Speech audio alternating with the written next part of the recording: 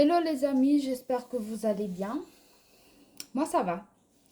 Aujourd'hui, je vous montre une astuce pour suite à une gommage des aisselles. C'est en fait une masque pour éclaircir les aisselles, le genou ou la coude. Des fois, on a tendance à avoir des coudes qui sont un peu plus foncés que notre teint, les genoux ou les aisselles. Donc, je vous montre comment on le fait. Pour avant cette astuce, il faut faire le gommage. Donc, je vous montre euh, sur la description. Je vous mets le lien de mon autre vidéo pour les gommages. Donc, on aura besoin, comme on le voit ici, du bicarbonate de soude et du citron. Ça, c'est juste pour la démonstration. Mais moi, mon citron, j'ai pressé, je le mets au frigo. C'est pour ne pas avoir beaucoup de choses dans le frigo. Ça gagne beaucoup de place. Donc, il nous faut 2 cuillères à soupe de bicarbonate de soude.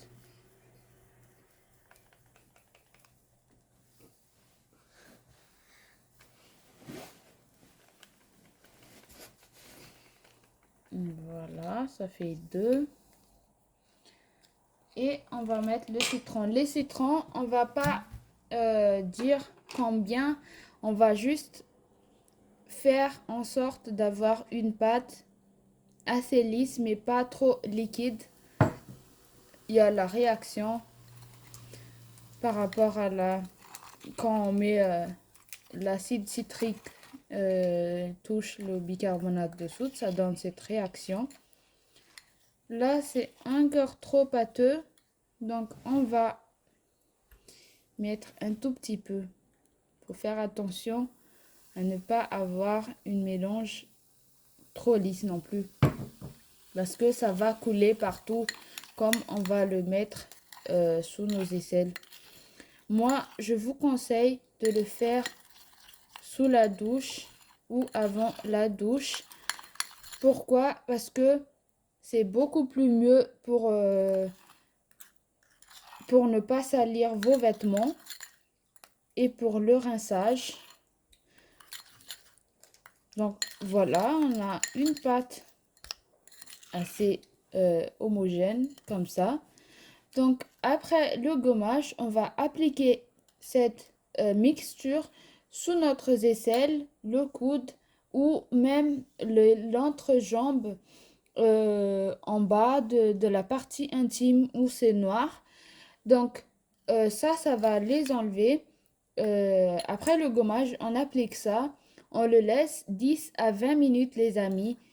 Et vous verrez, ça marche vraiment. Moi, je fais souvent, avant de dire des choses, avant de le ramener à ma chaîne, moi, j'essaye avant tout. Et j'avais les aisselles vraiment foncées.